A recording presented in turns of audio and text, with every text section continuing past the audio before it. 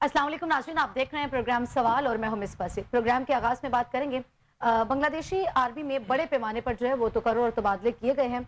Bengali ISPR की जानिब से जारी एलामी में कहा गया है कि मेजर जनरल ज़ियाउल हसन को जो है वो मुलाजमत से बरतरफ कर दिया गया है। इसके साथ साथ जो बांग्लादेशी जो तहरीक तलबा हैं उनके जो रहनुमा हैं उनकी जानिब से कहा गया है कि हमें बांग्लादेश में जो फ़ौज की हिमायत याफ्ता हुकूमत है वो कबूल नहीं है और अगर मुल्क में अबूरी हुकूमत बनाई जाएगी तो उसका खाका जो है वो आप खुद पेश करेंगे। इस पर बात करेंगे और इसके साथ साथ अगर मुल्की हालात की बात करें तो कौमी असम्बली में जो है वो इलेक्शन तरमीमी एक्ट बिल जो है वो कसरत राय से मंजूर कर लिया गया है। अपोजिशन की जानिब से रवायती तौर पर जो है वो शोर शराबा किया गया, जो इसके साथ साथ जो स्पीकर की डाइस का गिराव भी किया गया, एजेंडे की कॉपियाँ भी फाड़ी गई। इन सारे मामलों के बावजूद भी जो है वो बिल जो था वो कसरत राय से मंजूर कर लिया गया है। इस पर बात होगी। प्रोग्राम के आखिरी हिस्से में डिबेट करेंगे। आज जो है वो सेक्रेटरी पावर ने इंकशाफ किया है कि बिजली कंपनियों के जो मुलाजमीन हैं उन्हें सालाना 15 अरब की जो है वो मुफ्त बिजली फ्राहम की जाती है। इस पर भी बात करेंगे। तमाम तर मौज़ूआत आज की डिबेट का हिस्सा होंगे और इन पर मुदल्लिल गुफ्तगू करने के लिए मेरे साथ स्टूडियो में मौजूद हैं एहसन ज़िया साहिब, सीनियर एनालिस्ट हैं, कौमी और बैनुल अक़वामी अमूर पर गहरी नज़र रखते हैं। फर्स्ट ऑफ ऑल अस्सलाम वालेकुम एहसन साहब, सबसे पहले बात करेंगे बांग्लादेश की हुकूमत की। आर्मी चीफ की जानिब से ये भी कहा गया है कि जी बड़े पैमाने पर एक तो तकर्रुर तबादले किए गए हैं। कैसे देखते हैं इतने वसी पैमाने पे जो भी उखाड़ पिछाड़ किया जा रहा है? देखिए, बांग्लादेश एक नई तर्ज के इनकलाब को देख रहा है। एक ऐसा इनकलाब नहीं है जो बिल्कुल क्याटिक है, बल्कि इसकी जो लीडरशिप निकल के उभर के सामने आई है वो बड़ी विजनरी नज़र आ रही है। वो स्टूडेंट जो हैं, बाजार हमें आम से स्टूडेंट्स लगते हैं और शायद हम ये समझते हैं कि यूनिवर्सिटीज़ के स्टूडेंट को इतना विजन नहीं हासिल होता, लेकिन यहाँ के जो स्टूडेंट्स हैं वो बहुत विजनरी नज़र आ रहे हैं। और वो जो स्टेप बाय स्टेप पिछले 24 से 48 घंटे के अंदर जिस तरह समझदारी की उनकी डिमांड्स नज़र आई हैं, इसका मतलब यह है कि जो इनकलाब या जिस तरह की तब्दीली का खाका उनके जहन में है वो उसको इम्प्लीमेंट करना भी जानते हैं। सही। और जारी बात है, इस वक्त उन्होंने एक बहुत बड़ी स्ट्रगल, आप समझ लें कि बांग्लादेश की तकरीबन 50 साल जो हिस्ट्री है उसके अंदर एक बहुत बड़ी ये मूव थी। और इस मूव के नतीजे में, बल्कि अभी है, जो कुछ हो रहा है इस वक्त बांग्लादेश में वो सिंपली इकोनॉमिक रिवाइवल वहाँ पे नहीं हो रहा, बल्कि समझे आइडियोलॉजिकल चेंज आ रही है। और इसकी मैं बुनियादी वजह बता दूं कि आइडियोलॉजिकल चेंज मुझे ये नज़र आती है कि सबसे बड़ी चेंज तो खुद उन लोगों के खिलाफ आ रही है जिन्होंने बांग्लादेश को बनाया, बानी करार दिए गए, या वो शख्सियात या वो सिस्टम या वो जमात जिसने खुद बांग्लादेश को बनाया, ठीक है ना, और जिसका ये इल्ज़ाम था कि जी पाकिस्तान के जो लोग हैं या पाकिस्तान जब ये बना कि जी उनका इस्तेसाल किया जा रहा है और उसके नतीजे में अवामी लीग जो है वहाँ पर उसको इक़्तिदार नहीं दिया जा रहा, और इक़्तिदार लिया और उस इक़्तिदार का जो नतीजा था वहाँ पर जो कश्त खून वहाँ हुआ 1971 के अंदर, वो भी नाकाबिल नज़ीर है। और उसके अंदर इंडिया का जो मकरू किरदार है वो भी सबके सामने है। लेकिन यहाँ भी मिसालें दी जाती रही कि देखें इस वक्त यहाँ पर जो पाकिस्तान के अंदर सूरत हाल है कि जनाब इस्टेब्लिशमेंट को सबक लेना चाहिए, हुकूमत को सबक लेना चाहिए, क्योंकि जो कुछ बांग्लादेश में हुआ है, और यहाँ बातें की जाती रही। जिस बात की आप बात कर रहे हैं कि अगर ये बात की जा रही है कि जो है वो हुकूमत को सबक लेना चाहिए या इस्टेब्लिशमेंट को सबक लेना चाहिए, उसमें सबसे बड़ी बात यह है कि ये कहा जाता है कि जो हुकूमत जो है वो अवाम की जिसके खिलाफ जो है वो अवाम हो जाती है, चूँकि अवाम की एक बड़ी तादाद इस वक्त अगर देखें बाहर तो वो एक जमात की हमायती याफ्ता तो है, तो शायद इस वजह से ये नजरिया जो है ये बयानिया जो वो तकवीत पकड़ा है कि चूंकि आप अवाम की जो पसंदीदा चीज़ है या फिर जो है वो अवाम की आवाज़ को अगर आप दबाएंगे तो फिर इस तरह के तासुर जो भी उभरे हैं बांग्लादेश में तो शायद सूरत हाल मजीद संगीन होती हुई नजर ना आए। वो ये रीज़न है उसके पीछे जो आप बात कर रहे हैं। देखिए, यहाँ पर एक क्लेम है पाकिस्तान के अंदर कि जनाब एक जमात का ये क्लेम है कि वो सबसे बड़ी जमात है और सारी दुनिया जो है, बल्कि पाकिस्तान सारा उनके साथ। अब थोड़ा सा मैं हल्का सा कंपैरिजन कर देता हूँ बांग्लादेश के साथ।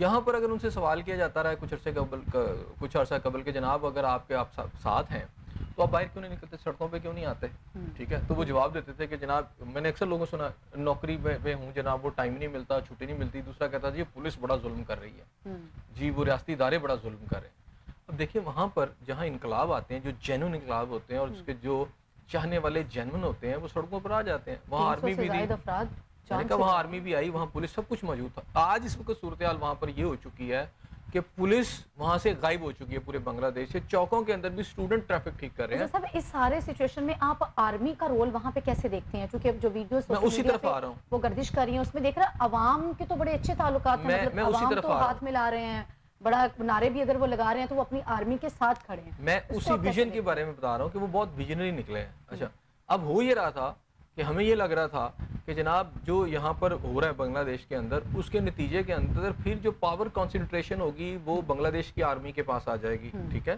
تو ان کے لیے تو بڑا اچھا ہوا کہ ایک پولیٹیکل اگر گورنمنٹ وہاں کی جو بھی تھی وہ اگر حسینہ واجد کی گورنمنٹ ختم ہوئی تو پھر سارا کنسنٹریشن آرمی کے پاس آ گئی. لیکن وہاں ایسا نہیں ہو رہا. میں نے آپ کو کیا کہا کہ اسٹوڈنٹ بڑے ویژنری ہیں. سب سے پہلے تو انہوں نے یہ کہا کہ آرمی کی طرف سے جو انٹرم سیٹ اپ لایا جا رہا ہے وہ انہیں قبول نہیں ہے. یعنی پک اینڈ چوز ایسا لگ رہا تھا کہ وہاں کے آرمی چیف کریں گے. وہ پک اینڈ چوز انہوں نے کی بھی، انہوں نے ملاقاتیں بھی کی، لیکن اسٹوڈنٹس نے بڑا واشگاف انداز میں کہا کہ جی ہمیں نہیں منظور. انہوں نے کہا آرمی کی حمایت یافتہ نہیں. پھر انہوں نے دیکھیں آگے ان کے جو سٹیپس تھے، انہوں نے پریس کانفرنس کی اور پریس کانفرنس کے اندر انہوں نے ڈیمانڈ کیا کہ جناب جو ہے آپ کو اتنا ٹائم ہے، صدر کو کہا اور اس میں پارلیمنٹ جو ہے اس کو تحلیل کر دیا جائے. اب انہیں اپنی طاقت کا بھی اندازہ ہے، انہیں پتا ہے کہ اس وقت سچویشن کیا ہے اور ان کی کتنی سے ہے، ان کی نیوزنس ویلیو کیا ہے، کون ان کے آگے سٹینڈ کر سکتا ہے، کون ان کے آگے نہیں کر سکتا. پریزیڈنٹ نے فوری طور پر وہاں تحلیل کر دیا سارا کچھ. پھر انہوں نے کہا کہ اس کا جو ہیڈ ہے یہ آرمی نہیں چنے گی، اس کا فیصلہ ہم خود کریں گے. ٹھیک ہے. اور ڈاکٹر یونس کو، جو کہ ان کے آپ کو پتا ہے کہ معاشی ایکسپرٹ بھی ہیں، بہت بڑے نوبل انعام یافتہ ہیں. اس کے علاوہ یہ ہے کہ مدبر ہے، وہاں کے ایک دانشور ہیں. تو ان کو انہوں نے کہا جی کہ یہ ہیڈ کریں گے ہماری انٹرنل گورنمنٹ کو. ٹھیک ہے. اور اس کے بارے میں یہی ہے کہ انہوں نے قبول بھی کر لیا اور وہ واپس بھی آ رہے ہیں. اچھا، اس کے علاوہ خالدہ ضیاء کا ایک ایشو تھا، ان کی جو نیشنل پارٹی ہے، اچھا وہ بھی باہر آ رہی ہیں. پھر جو ہے کہ وہ جو سارے وہ لوگ جنہیں خالدہ ضیاء نے جیلوں میں رکھا ہوا تھا ان کی بھی ضمانتیں ہو گئی ہیں، وہ بھی باہر آنا شروع ہو گئے ہیں. تو وہاں میں یہ آپ سے صرف یہ کہوں گا کہ وہاں کی آپ کو آئیڈیالوجیکل جو تبدیلی ہے اس کو سمجھنا پڑے گا. سمپلی میٹر یہ نہیں تھا کہ وہاں جابز کا ایشو تھا. اچھا، وہاں ایشو یہ بھی چل رہا تھا کہ جب پاکستان کو توڑا گیا تو وہاں پر یہ پہلے کلیم کیا گیا، جو بھی آپ نے شروع میں بات کی کہ عوام ساتھ ہے، تو وہاں یہ تاثر دینے کی کوشش کی. مطلب یہاں بھی لوگ تاثر دیتے ہیں کہ یہ عوام ہمارے ساتھ ہے. اس طرح کا تاثر شیخ مجیب الرحمان نے بھی دیا اس وقت کہ جی عوام تو میرے ساتھ ہے. مکتی بانی کی باقاعدہ ایک موومنٹ چلائی گئی. مکتی بانی کے کون لوگ تھے؟ وہ لوگ تھے جن کو بھارت نے ٹرینڈ کیا، ان کی یونیورسٹی اور کالجز کے اندر ان کی تربیت کی. یعنی وہاں کی جو اس دفعہ پہلی دفعہ جو چینج آ رہی ہے وہ یونیورسٹی کالجز سے آ رہی ہے. یہ وہی یونیورسٹی اور کالجز تھے جن کے اندر بھارت نے اس وقت پروفیسر اور ٹیچر بھرتی کیے جو اسٹوڈنٹس کو یہ بتاتے تھے کہ تمہارے استحصال ہو رہا ہے، تمہاری پٹسن کا استحصال ہو رہا ہے، تمہارے ذرائع کا، قدرتی ذرائع کا استعمال کر، اور مغربی پاکستان والے کھا رہے ہیں اور محنت تم کر رہے ہو. یعنی باقاعدہ ٹریننگ، باقاعدہ ایک تربیت دی جا رہی تھی. اس کا ماخذ بھی، ان کا جو مرکز بھی تھا وہ بھی یونیورسٹی اور کالجز تھے، جہاں سے پھر وہ جو تیار ہوئی. اور پھر اس کے اندر انڈیا کے جو مکتی بانی کے اندر ان کے جو سمجھے ٹیررسٹ تھے، دہشت گرد تھے، وہ سارے شامل ہوئے اور یہ پوری ایک چینج لانے کی کوشش کی گئی. اور اس کے نتیجے میں چینج آ بھی گئی. اور پھر وہ چینج کو انشور بیسیکلی ایسی چینج نہیں تھی. آج اسٹوڈنٹ جو چینج لے کے وہاں آئے ہیں وہ دیکھیں اسٹوڈنٹس کے پیچھے نہ کوئی انڈیا ہے، نہ پاکستان ہے، نہ کوئی اور ملک ہے. انڈیجینسلی وہ نکلے ہیں اور انڈیجنسلی ان کی پوری موومنٹ ہے، وہ نکل کے سامنے آئی ہے. اچھا، وہاں پر اس وقت اس کو یقینی بنانے کے لیے انڈین فورسز جو تھے، فال اپ جو ڈھاکہ ہوا، انڈین آرمی پھر ڈھاکہ کے اندر گھس گئی اور پھر وہ فوجی بیک اپ کے ساتھ وہ تبدیلی آئی تھی جس کو ہم سمجھ رہے تھے کہ یہ عوامی تبدیلی ہے. یہاں ایک ایسا رنگ انڈیا نے دیا، شیخ مجیب الرحمان نے یہ رنگ دیا کہ جناب بس وہاں کی عوام نکلے. آج وہ عوامی تبدیلی نہیں تھی، فوجی بیک اپ کے ساتھ تبدیلی اس کو کہا جائے. بالکل، یہ بہت بڑی حقیقت ہے. عوامی سطح پر ریزسٹنس تھی، عوامی مسائل تھے، عوام کے مطالبات بھی تھے، لیکن پاکستان توڑنے کے مطالبات نہیں تھے. وہ یہ اس وقت یہ سمجھے کہ یہ انٹرنیشنل قوتوں کی ایک بہت بڑی سازش تھی پاکستان کے دو ٹکڑے کرنا. انڈیا اس میں آگے تھا. ٹھیک ہے. اسی لیے نہ تو کوئی بحری بیڑا پہنچا وہ جو امریکہ کا آنا تھا. اچھا، یہ سارا کچھ جب ہوا تو اس کو ایسے ایک رنگ دیا گیا اس وقت کے میڈیا کے تھرو.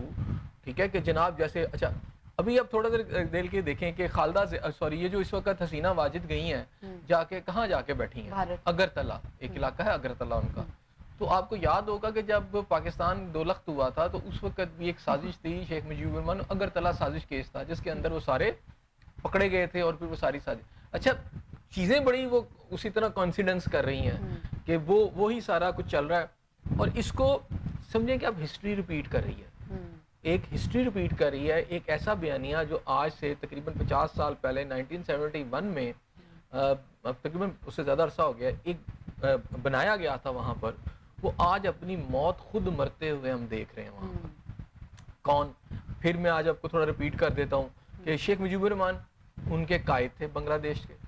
لیکن ان کے ساتھ کیا ہوا کہ بنگلہ عوامی لیگ ان کی جماعت تھی آج.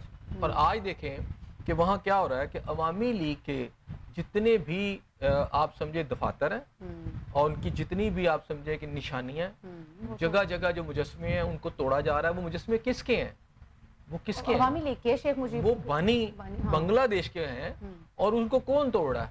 انہی کی عوام, ان کی عوام توڑ رہی ہے. اور اس کو کہاں سے توڑ, وہ جو اسٹوڈنٹ ہے آج کا پڑھا لکھا اسٹوڈنٹ ہے وہ اس کو توڑ پھوڑ کر رہا ہے, وہ اس کو توڑا ہے. اب آپ یہ نہیں کہہ سکتے کہ جی وہاں انڈیا سے لوگ آ گئے ہیں, وہاں کے ان کے اپنے لوگ. ہیں. اس کا مطلب ہے یہ اس ساری آئیڈیالوجی کو توڑ رہے ہیں, اس ساری فکر کو توڑ رہے ہیں, اس سب کو ختم کر رہے ہیں جس نے مل کے بنگلہ دیش کو پاکستان سے علیحدہ کیا تھا.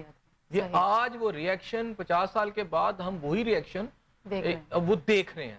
اچھا, یہ ری ایکشن پہلی دفعہ نہیں ہوا, یہ ری ایکشن پہلے بھی ہوا تھا, لیکن اس کو دبا دیا گیا کسی نہ کسی انداز میں. اس کا جو آپ سمجھیں کہ فروٹس ملنے تھے بنگلہ دیشی عوام کو, پہلے نہیں مل سکے.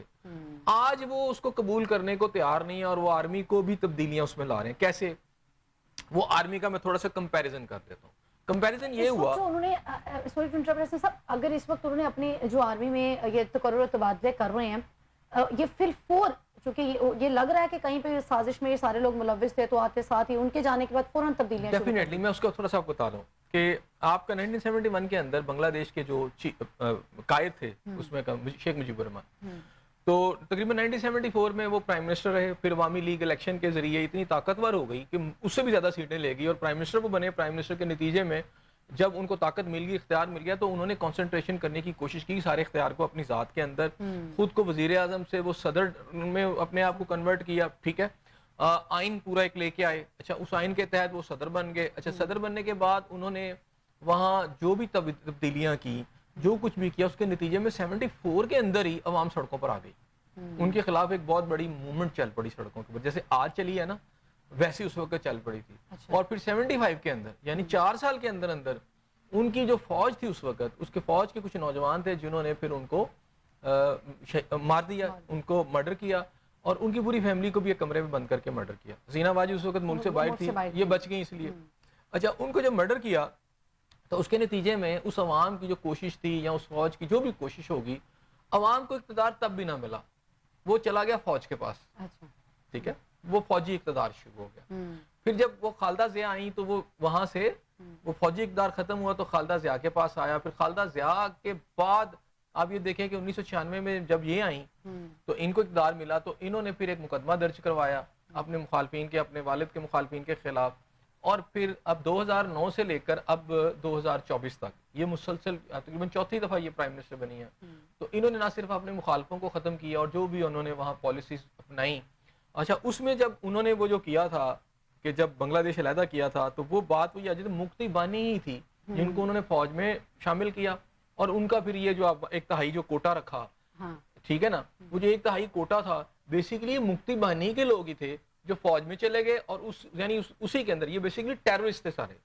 یہ ایک بڑا طبقہ جنہوں نے ایک ٹیررسٹ تھے, انہوں نے یہ کیا, انہی کا کوٹا اور جو چل رہا تھا. اور پھر ان کا حق تلفی کس کی ہو رہی تھی؟ ان کی عام عوام کی. اسٹوڈنٹ اس میں ڈپریشن کا شکار تھے, کیونکہ بنگلہ دیش کے اندر جو سرکاری نوکری ہے اس کے بڑے پرکشن پریویلیجز ہیں, بڑی اس کو ایک اچھی سمجھا جاتا ہے. اچھا, پھر وہ اسٹوڈنٹ جو ہیں وہ کہتے ہیں کہ ہم پڑھ لکھ کے باہر آئے تو پھر ہمارے وہی ہماری صورتحال ہے. تو پھر ایک وہ ری ایکشن جنم لیا. سمپلی وہ نہیں تھا, وہ تو کورٹ نے ان کا ختم کر دیا, وہ تو مان لی تھی بات اسٹوڈنٹ کی, لیکن اسٹوڈنٹ اس سے آگے کیوں گئے؟ آج دیکھیں عوامی لیگ کے ایک جنرل سیکرٹری ان کے ایک علاقے کے, اس کا ہوٹل جلا دیا گیا. اس ہوٹل میں تقریباً 24-25 لوگوں کی موت ہوئی ہے, اور وہ چن چن کے عوامی لیگ کے لوگوں کو ختم کر رہے ہیں. آج اسٹوڈنٹ اس میں آگے آتے ہیں. میں نے کہا کہ جب 75 میں ہوا تھا فوج آ گئی تھی, اس دفعہ بھی فوج نے کہا کہ ہم نے ہی انٹرم سیٹ اپ, لیکن وہ ماننے کو اب تیار نہیں. انہوں نے فوج کے بھی اقتدار کو قبول نہیں کر رہے, وہ کہہ رہے ہیں کہ اب ہم کریں گے جو کریں گے. اس لیے سب سے پہلے انہوں نے اپنا انٹیلیجنس ہیڈ جو چیف ہے اس کو آج یعنی انہوں نے ہٹا دیا, اور بہت بڑی تبدیلیاں لائے ہیں. بڑی تبدیلیوں کا مقصد صرف یہ ہے کہ فوج کو, جو مجھے نظر آ رہا ہے کہ اسٹوڈنٹ تیار نہیں ہے کہ وہ پالیٹکس میں آئے.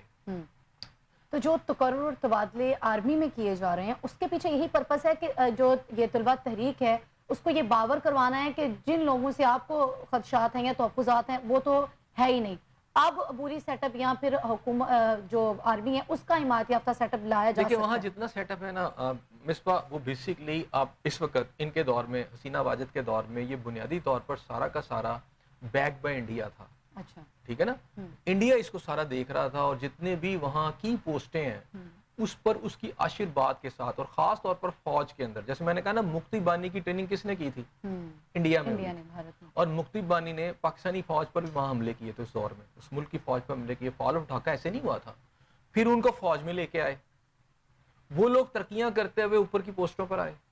پچھلے 50 سال کے اندر جو ٹاپ کے سلاٹس بھی تھے وہ کن کے پاس آ گئے؟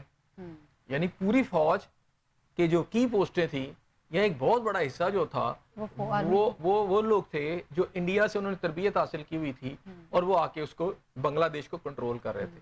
آج کا جو اسٹوڈنٹ ہے وہاں کا، وہ اس کو قبول نہیں کر رہا، اور وہ سمجھ گئے ہیں کہ جب تک فوج کو صحیح نہیں کیا جائے گا، اس کی پوسٹوں کے اوپر سے ان لوگوں کو نہیں ہٹایا جائے گا جو انڈین نواز ہیں سارے کے سارے، تو تب تک یہ مسئلہ نہیں حل ہوگا. دوسری بات ہے کہ جو جس طرح ڈیل کیا گیا. صحیح. ایسے صاحب ناظرین یہاں پہ ایک چھوٹا سا بریک لیں گے. Stay with us. Welcome back ناظرین، آگے بڑھیں گے. ایسے صاحب بنگلہ دیش کی حکومت میں جو آرمی کا کردار ہے ایک بھرپور کردار دیکھنے کو ملا. کیا سمجھتے ہیں کہ ایک جمہوری ملک میں، جمہوری حکومت میں آرمی کا اتنا کردار، سمجھتے ہیں کہ جب ادارے جو ان کی ایک ادارہ ہے تو اس کو وہ ادارے کے طور پہ کام کرنا چاہیے، حکومت میں آ کے اپنا کردار ادا کرنا، ادارے ڈومین سے ہٹ کے کام کریں گے تو صورتحال کچھ اس طرح کی نکلے گی جیسے کہ بنگلہ دیش میں ہمیں دیکھنے کو ملی؟ دیکھیں وہاں پر سمپلی آرمی نہیں ہے. میں بتا رہا ہوں کہ اگر ان کی پولیٹیکل گورنمنٹ تھی، اس وقت تو آرمی نہیں تھی وہاں پر. 2009 سے وہاں ایک پولیٹیکل گورنمنٹ ہے. آرمی تو وہ ہے نا کہ آرمی اگر آ گئی ہے اور آ کے اس نے اقتدار سنبھال لی ہے، لیکن حسینہ واجد جو ہیں وہ ایک مضبوط پولیٹیشین ہے، اور وہ اس لیے وہ آرمی پہ بھی ڈومینیٹ کر رہی تھی. اس کی ڈومیننس کی وجہ یہ تھی کہ ان کی وہ لیگیسی جو ان کے باپ سے ان کو ملی تھی، تو ایک ایسا امپریشن تھا کہ قوم ان کے ساتھ ہے. اچھا، یہ جو لیگیسی ہے یہاں پر پاکستان کے اندر بھٹو خاندان کو بھی تھوڑی سی ہے، اس طرح نہیں ہے بہرحال، لیکن وہاں پر تو چونکہ بانی تھے ان کے وہ بنگلہ دیش کے، تو ان کی لیگیسی ہے. اسی طرح انڈیا کے اندر آپ کو نہرو خاندان نظر آتا ہے. بعض اوقات کچھ خاندان ایسے ہیں کہ جو آپ کے اداروں پر بھی ڈومینیٹ کرتے ہیں، ان کا قد اتنا زیادہ ہوتا ہے. تو وہاں پر جو حسینہ واجد کا قد بھی تھا وہ چھوٹا نہیں تھا، اور وہ تقریباً 2009 سے ہیں، اس میں چوتھی دفعہ پرائم منسٹر بن تھی. 1996 میں بھی وہ اقتدار میں آئی. یعنی یہ سیاسی جماعت ہوتی ہے کوئی مخصوص جو اداروں کے اوپر ڈومینیٹ ایسا بھی ہوتا ہے، ٹھیک ہے نا. لیکن ایک بات یہ ضرور ہے کہ تھرڈ ورلڈ کنٹریز جتنے بھی ہیں، ایون تھرڈ ورلڈ کنٹریز کیا، آپ دنیا کے بڑے ممالک بھی دیکھیں تو وہاں پر فوج کا اور اداروں کا ایک رول ہے. چین کے اندر آپ کا کیا مطلب ہے، وہ جو آرمی ہے وہاں کی سائڈ پہ بیٹھی ہے، وہاں تو ڈیموکریسی نہیں ہے. رشیا کے اندر کیا صورتحال ہے، رشین پریزیڈنٹ کون سی آرگنائزیشن کے ہیں، ٹھیک ہے نا، وہ ان کی خفیہ ایجنسی کے مین آدمی رہے ہوئے ہیں. اسی طرح CIA جو ہے اس کا بھی ایک رول ہوتا ہے. اچھا، ایک تو وہ رول ہے کہ جہاں ڈیموکریسی چلتی رہتی ہے، لیکن وہاں پر انٹیلیجنسیوں کا اپنا ایک کردار ہے. ایون رشیا کا اس کا تھوڑا سا سین اور ہے. لیکن کچھ آپ کے تھرڈ ورلڈ کنٹریز آ جاتے ہیں، افریقن کنٹریز آ جاتے ہیں، ٹھیک ہے، اس میں ساؤتھ جو ہے امریکہ کے ممالک آ جاتے ہیں. اچھا، وہاں یہ چیزیں چلتی رہتی ہیں، وہاں فوج جو اقتدار میں بھی آ جاتی ہے. پاکستان بھی اس پیزی سے گزرا ہے، اور اس وقت بنگلہ دیش بھی گزرا ہے. لیکن بنگلہ دیش کے اندر اگر میں اوور آل بات کروں تو ان کے اندر پولیٹیکل گورنمنٹ بھی جو ابھی یہ لاسٹ چل رہی تھی اسٹرانگ تھی. لیکن میں وہی بات کروں گا کہ ان کے پیچھے بیک اپ میں پورا ایک انڈیا بھی ساتھ کھڑا تھا، ایک پوری سپورٹ کھڑی تھی. وہاں کے ڈائنامکس تھوڑے سے ڈفرینٹ ہیں، پاکستان سے بالکل ڈفرینٹ ہے، اور وہاں سے بھی تھوڑے سے ڈفرینٹ ہے. لیکن اب یہ دیکھنا ہے کہ ان کے جو لوگ ہیں وہ کیا کر رہے ہیں. اب جہاں تک خالدہ ضیاء ہے ان کا، حسینہ واجد کا، تو میرا خیال ہے پاکستان ہو یا دنیا کا کوئی بھی ملک، ایسے حکمران جو اپنی ستم رسیدہ عوام پر ظلم و ستم ڈھاکتے ہیں، ان کا معاشی قتل کرتے ہیں، ان کا استحصال کرتے ہیں، میرا خیال ہے ان کے لیے بڑا کھلا میسج ہے. صحیح. آج اس وقت جو پاکستان کے عوام کے ساتھ ہو رہا ہے وہ اس کا معاشی استحصال ابھی ہو رہا ہے، تو اس کا مطلب کہ حکومت کو سبق سیکھنا چاہیے. دیکھیں، معاشی استحصال تو ہو رہا ہے، سبق یہ سیکھنا چاہیے کہ آج یہ صورتحال ہے کہ جو آپ کی حسینہ واجد ہے، شیخ حسینہ واجد، اس کی دنیا بھر میں دولت ہے. آج اس کا دولت کا حساب بھی لگایا جا رہا تھا، لیکن اس کو ویزا دینے کے لیے امریکہ، برطانیہ سمیت جو اطلاعات آ رہی ہیں کوئی تیار نہیں ہے، اور انہیں انڈیا میں رہنا پڑ رہا ہے. اور وہ ممالک جن کے بارے میں یہ خیال کیا جاتا ہے کہ اگر آپ ان کے لائن پر چلیں گے، یہ تمام حکمرانوں کے لیے تھرڈ ورلڈ کنٹریز کے، کہ جو امریکہ کی گود میں جا کے بیٹھ گیا ہے یا برطانیہ کی وہ لائن لے رہا ہے یا مغربی ممالک اس کے آقا ہیں، وہ سمجھ لے کہ جب وقت آئے گا تو وہ بھی اس کا ساتھ نہیں دیں گے. اور اس کی جو دولت ہے جو اس نے کما کے یا اپنے لوگوں کا جو ہے حقوق جو سلب کر کے اس کو مغربی ممالک کے بینکوں میں جمع کرائے وہ بھی سلب کر لیتے ہیں, وہ واپس نہیں کرتے. اور وہاں تو اب اس طرح کے جدید لاز آ گئے ہیں جتنے بھی آ رہے ہیں, اس کے تحت تو امریکہ جب چاہے کسی کی بھی جو ان کو لگے کہ جناب اس نے اپنی عوام کے ساتھ ظلم کیا, کوئی اور بھی بہانہ بنا کے وہ سب جو ہے کنفسکیٹ کر لیں تو وہ نہیں کچھ کوئی کر سکتا. تو میرا خیال ہے کہ ہمارے جو بیوروکریٹس ہیں, ہماری جو دہاڑی باز اشرافیہ, میں اس کو کہوں گا ہماری جو دہاڑی باز اشرافیہ ہے جس میں آپ کے صورتحال مختلف تو زیادہ نہیں ہے, سیم ہی ہے. دیکھیں ہاں بالکل, یہاں جو اکنامک کرائسس جو ہے یہاں پاکستان کے اندر استحصال تو ہو رہا ہے, اس کی بہت بڑا استحصال ہو رہا ہے, پاکستانی عوام کا تو انتہا کا ہو رہا ہے نا. تو میں یہ کہتا ہوں کہ سبق بالکل ضرور لینا چاہیے. تو سیم چیز ہی تھا, ہاں وہاں پر ہے, لیکن وہاں بہت سارے فیکٹرز اور تھے, یہاں بھی بہت سارے فیکٹرز اور ہیں. اور میرا خیال ہے سبق سیکھنا چاہیے بنگلہ دیش کی عوام سے, پاکستان کے حکمران ہوں یا کوئی بھی ہوں, کہ عوام جب اٹھ کھڑی ہوتی ہے تو پھر اس کے آگے کوئی بند باندھ نہیں سکتا. نہ آپ کی فوج, نہ آپ کے سیاستدان, نہ آپ کی بیوروکریسی, نہ اشراف, یہ سب بھاگ بھوگ جاتے ہیں, نظر ہی کوئی نہیں آتا. تو سبق لینا چاہیے اور اپنی عوام پر اتنا ظلم کریں کہ جتنا آپ بھی سہ سکیں. بالکل. ابھی صورتحال یہ ہے کہ اگر وہ وہاں کے آرمی چیف کی صورتحال آپ یہ دیکھ لیں نا, پوری فوج کے اندر, ابھی آرمی چیف کو انہوں نے نہیں چینج کیا, لیکن جو اس وقت آرمی چیف ہیں بنگلہ دیش کے, ان کے بارے میں یہی ہے کہ وہ حسینہ واجد کے قریبی عزیزوں میں تھے, جن کو جونیئر ہونے کے باوجود ان کو پھر ایک سینئر پوسٹ پہ لایا گیا, لیکن وہ بھی ان کو نہیں بچا سکے. ہاں یہ ضرور انہوں نے کیا کہ ان کو ایک سیف پیسج دے دیا, اقتدار نہیں بچا سکے, ایک سیف پیسج دے دیا. اچھا یہ جتنی بھی موومنٹ وہاں پر ہو رہی ہے وہ مائنیوٹلی چیک کر رہی ہے وہ لوگ, وہ طبقہ جو وہاں اس ساری سچویشن کے اندر اپنا ایک انہوں نے انقلاب لانے میں اپنا ایک رول پلے کیا.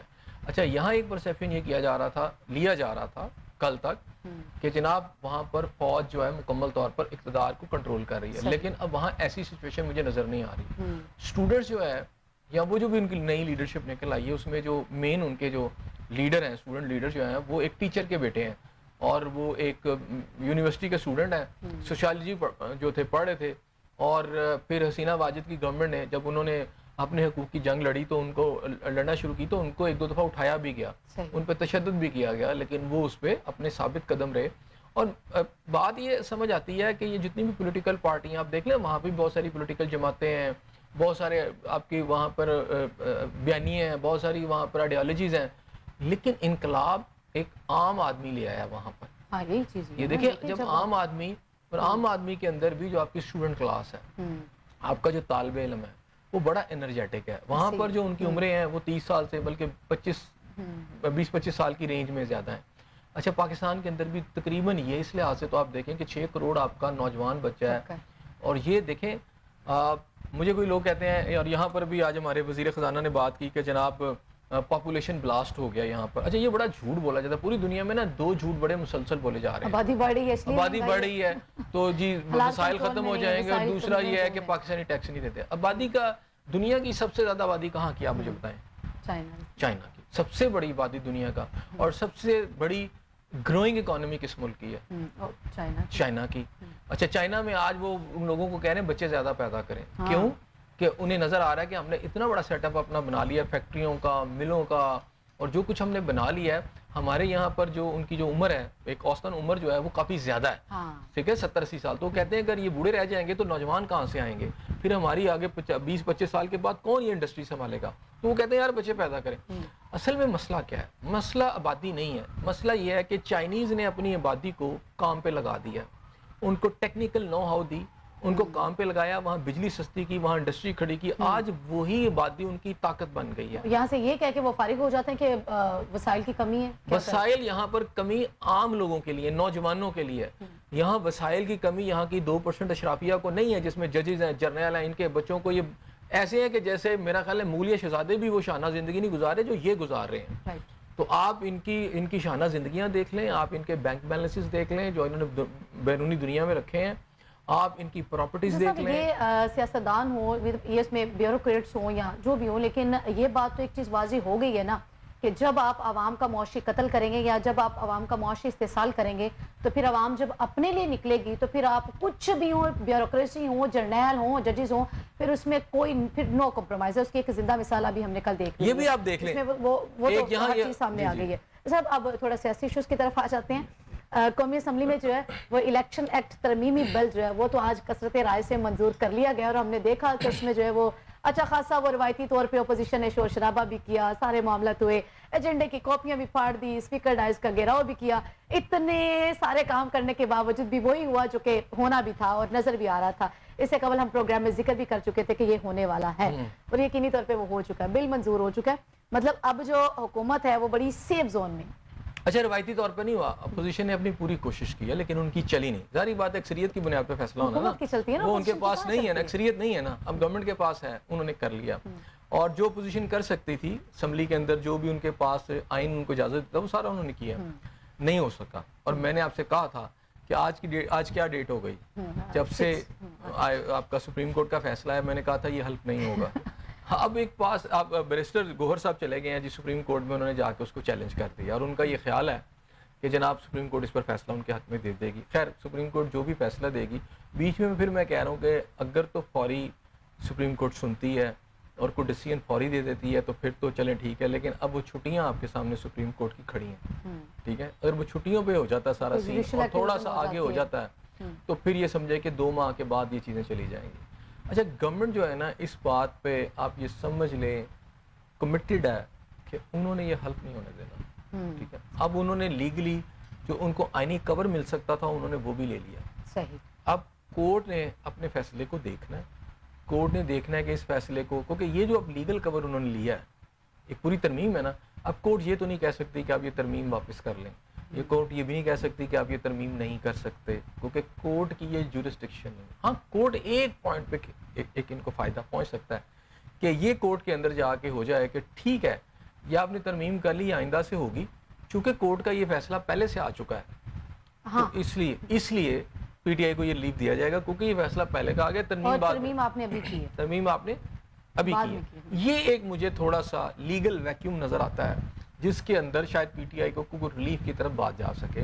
बाकी जिस तरह उन्होंने सुप्रीम कोर्ट, जिस तरह उन्होंने अपनी इस वक्त पार्लियामेंट के अंदर ये सारा बिल ले आए हैं, पास करवा लिया है, तो उसके बाद मुझे नहीं लगता कि ये जो बेल है ये मुंडेर जो है ये चढ़ेगी, क्योंकि इसमें गवर्नमेंट बड़े स्ट्रॉन्ग फुटिंग पे खेल रही है। हुकूमत ने जो आखिरी पत्ते खेले वो सही टाइम पे खेले और हुकूमत इस वक्त सही पिच पे खेली।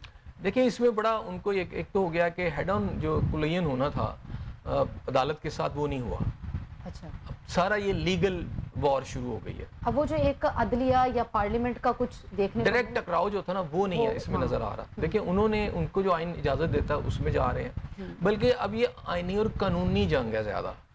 वो हेड ऑन कुलियन जो कि सीधा टकराव नहीं हुआ, ठीक है ना, उसमें गवर्नमेंट ने भी एक बड़े अच्छी मूव चली है तो पार्लियामेंट में सारे इश्यूज को ले गए और पार्लियामेंट उनके ख्याल में सुप्रीम है, लॉ मेकिंग पार्लियामेंट ने करनी है, वो उन्होंने कर दी है, वो उनका इख्तियार है, कॉन्स्टिट्यूशन उनको इस बात की इजाज़त देता है। और जो भी फैसले सुप्रीम कोर्ट करती है वो कॉन्स्टिट्यूशन आइन को देखते हुए उसकी तशरीह करती है ना। तो अब आइन बन गया है, तो अब मैंने फिर कहा कि सिर्फ एक ऑप्शन है कि अगर कोर्ट ने ये कर लिया कि ये डिसीजन चूंकि पहले आ चुका है तो ये एक उनको रिलीफ मिलने की एक गुंजाइश है, बाकी मुझे नजर नहीं आ रही। हुकूमत इस वक्त जो है वो जाहिर सी बात है जब बिल पास हो गया तो वो सेफ जोन में है, सेफ जोन में। अब अपोजिशन कुछ भी कर ले, अब अगर सुप्रीम कोर्ट की जानिब से कुछ रिलीफ मिल जाता है तो उसका कुछ कहा नहीं जा सकता, अदरवाइज कोई और हरबा, कोई और कोशिश, कोई वो और मुझे ऐसा, नजर नहीं आ रहा, कोई और ऐसी पोजीशन कहीं बनती हुई नजर मुझे नहीं नहीं नजर आ रही। सही हो गया। आगे बढ़ेंगे। सेक्रेटरी पावर ने जो है वो आज बड़ा अहम इंकशाफ किया है। वैसे उसमें कहा गया कि जी बिजली के जो कंपनी के जो मुलाजमीन हैं उनको सालाना 15 अरब की मुफ्त बिजली फ्राहम की जाती है। अब जिस मुल्क में आप बिजली जो दे रहे हैं वो एशिया का सबसे महंगा मुल्क पाकिस्तान है जी, जहाँ पे आप सबसे महंगी बिजली दे रहे हैं। और हालात ये हैं कि एक तो बिजली के बिल आसमानी बिजली की तरह गरज ही रहे हैं। जिस बंदे की 40,000 सैलरी है आप उसको जो है वो 45,000 रुपये बिल भेज रहे हैं, या जिसकी 30,000 सैलरी है उसको 20,000। और अलमिया ये है कि पहले वो किस्तें भी हो जाती थी कि चले लोग किस्त भी करवा लेते थे, अब वो ऑप्शंस भी खत्म कर दिए। इसमें मुझे याद है कि ये सबसे पहले टर्म मैंने यूज की थी रियासती डाका। ऐसे ही है। और जो ये सब कर रहे हैं इसमें जो भी मुलविस हैं XYZ, मैं नाम भी मुझे लेने की जरूरत, वो सब डाकू हैं, वो आवाम की जेब पर डाका मार रहे हैं। अब देखें, आपने खुद बताया 15 अरब रुपए की मुफ्त बिजली। अच्छा, ये मुफ्त बिजली है, फिर 2000 अरब IPPs को आप कैपेसिटी जो है उसके चार्जेस आप दे रहे हैं, बिजली आप इस्तेमाल जो कैपेसिटी चार्जेस आप दे रहे हैं, कर रहे हैं या नहीं कर रहे हैं, यानी इससे बड़ा। और उसके अंदर अगर आप 50% आप देखें IPPs तो वो गोरों के नाम आगे करके तो हैं सारे लोकल आपके गोरे जो सारे मालक हैं असल में, और ये सारा फायदा, और वो इस वक्त मेजॉरिटी उनकी इक़्तिदार में है। صحیح. اچھا اور یہ جو سارے آئی پی پیز کے معاہدے ہوئے ہیں یہ نہیں کہ صرف زرداری صاحب کی حکومت میں ہوئے ہیں, یہ عمران خان صاحب کی حکومت میں بھی ہوئے ہیں, نواز شریف صاحب کی حکومت میں بھی ہوئے ہیں, اور اب بھی یہ سلسلہ چل رہا ہے اور ان کی پوری پروٹیکشن ہو رہی ہے. شرمناک بات یہ ہے, انتہائی افسوسناک بات یہ ہے, قابل مذمت بات یہ ہے کہ جب پوری قوم کو بالکل ننگ دھڑنگ ہو کے یہ آئی پی پی سامنے آ چکے ہیں, سب کا ڈاکہ, سب کی چوری, سب کی لوٹ مار سامنے آ چکی ہے, اس کے باوجود ریاست کا نظام ان کو کنٹرول کرنے کے لیے کوئی سٹیپ نہیں اٹھا رہا, یعنی کوئی ایسا بندہ نہیں ہے. اور ابھی آپ دیکھیں نا کہ اس کی جو ان کے معاہدوں کی ایکسٹینشن جو ہے وہ پی ٹی آئی کے دور میں بھی ہوئی, ٹھیک ہے نا, باقی دوروں میں ہوئی, ان کے دور میں بھی ہوئی. تو میں یہ کہہ رہا ہوں کہ اس کے اندر چلے جب سب پتہ چل گیا ہے تو پھر تو پتہ چل رہا ہے یار یہ 2000 روپے آپ نے اس چیز کے دیے جو ہم نے لی نہیں, وہ بنی نہیں, تو یہ تو آپ نے استعمال نہیں کی, وہ لی نہیں ہے, لیکن اس کے باوجود بھی آپ اس کی مد میں اس کے جو چارجز ہیں وہ پے کر رہے ہیں. یہ زیادتی. اچھا آج ایک درخواست جمع ہوئی ہے Pakistan chamber of commerce and industry نے کی ہے, انہوں نے کہا کہ ان کا آڈٹ کروایا جائے. سپریم کورٹ میں ایک درخواست ضرور چلی گئی ہے کہ جناب اس کو چیک کیا جائے, اس کا آڈٹ کروایا جائے سب کچھ کیا ہو رہا ہے, اور اس کا فورینزک آڈٹ کروایا جائے سارا. اچھا اب سپریم کورٹ کے پاس ایک چانس ہے, سپریم کورٹ کے پاس اب چونکہ درخواست آ چکی ہے, سپریم کورٹ اس پہ فیصلہ لے سکتی ہے, اور بڑا اسٹرانگ فیصلہ لے سکتی ہے, اور میرا خیال ہے سپریم کورٹ لینا چاہیے. کیونکہ سپریم کورٹ کس لیے بنی آئین پاکستان کے تحت, وہ اسی لیے بنی ہے کہ وہ پاکستانی اور اس قوم کے مفادات کا تحفظ کرے اور انہیں قانونی طور پر انصاف فراہم کرے. آج ڈاکہ پڑا ان کی جیبوں پر, آج ان کی ننگی پیٹھوں پہ تازیانے برسائے جا رہے ہیں, آج ان کی سانسیں چھینی جا رہی ہیں, آج وہ روح اور جسم کا رشتہ برقرار رکھنے میں ان کے لیے ایک عذاب بن چکا ہے, ٹھیک ہے نا. ایسی صورتحال میں جہاں آپ کی انڈسٹری پوری باہر کی دنیا میں جا رہی ہے, ہر پاکستانی باہر کی طرف دوڑ ہے, اور ایسے میں جہاں پر آپ کے 12 بلین ڈالر کی جائیدادیں ہم سمجھتے ہیں کہ 3.5 سال میں پتہ چلتا ہے کہ وہ دبئی میں جا چکی ہیں, تو آج سپریم کورٹ کا رول اس کے اوپر کوئی پوچھ گچھ بھی نہیں ہوتی. اب اس سپریم کورٹ کا رول صرف یہ نہیں ہے کہ وہ بتائے کہ کس نے جا کے حلف اٹھانا ہے. سپریم کورٹ کا یہ ہے کہ 25 کروڑ عوام کی جو لوگ جان نکال رہے ہیں, 25 کروڑ عوام کی جو لوٹ رہے ہیں, ان کی کھالیں اتار رہے ہیں, ان کو فکس کرے, ان کو سزائیں دے, ایسے معاہدات ختم کرے جو ملک کو برباد کر رہے ہیں. یہ پاکستان کی ریاست کا آپ سمجھیں جو بنیادی اس کی بنیادوں کو کھاڑ کے رکھ رہے ہیں, کیونکہ جس ملک میں اکنامک کرائسس یہ شکل اختیار کر جائے گا اس کی سالمیت کے اوپر حرف آ جائے گا, اس کی سالمیت کے اور انٹیگریٹی کے اوپر جو ہے وہ خطرے میں پڑ جائے گی. کیونکہ ایک بہت بڑا خوفناک آپ یہاں پر عوامی ریولوشن یہاں پہ بھی آ سکتا ہے, اور اس کی وجہ بجلی ہوگی. اور جماعت اسلامی میں سمجھتا ہوں, میں اس کو کریڈٹ دیتا ہوں, اور میں امید نہیں کر رہا تھا کہ جماعت اسلامی والے اتنا اچھا اپنے پتے کھیلیں گے, سیاسی پتے کھیلیں گے. ان کے لیڈر کے اندر سے جو ان کی گفتگو ہے, ان کے اندر سے ان کی باتوں سے وہ درد جھلکتا ہے جو اس وقت پاکستانی عوام فیس کر رہی ہے. بالکل, وہ پیٹرول, بجلی, اشیاء خوراک, مجھے یہ لگتا تھا کہ شاید پی ٹی آئی کے لوگ جو ہیں بڑے سیگاشیس ہیں, پروڈنس ان کے اندر ہے, وہ اس ایشو کو لے کے چلیں گے, لیکن بدقسمتی سے وہ اس ایشو کو کیچ ہی نہیں کر سکے. وہ صرف آ ہی نہیں رہے, وہ کسی ثانوی طور پر تو اس کو لے رہے ہیں, لیکن بات اس کے اوپر ہونی چاہیے تھی صاحب. لیکن نسین, سوال یہ ہے کہ آئی پی پیز کے جو معاہدے والے لوگ ہیں وہ میجورٹی تو اقتدار میں ہے, تو جب میجورٹی اقتدار میں ہے تو پھر ان کا احتساب کیسے ہوگا. مجھے دیں اجازت, کل پھر ملاقات ہوگی, سیم چینل سیم ٹائم. اللہ نے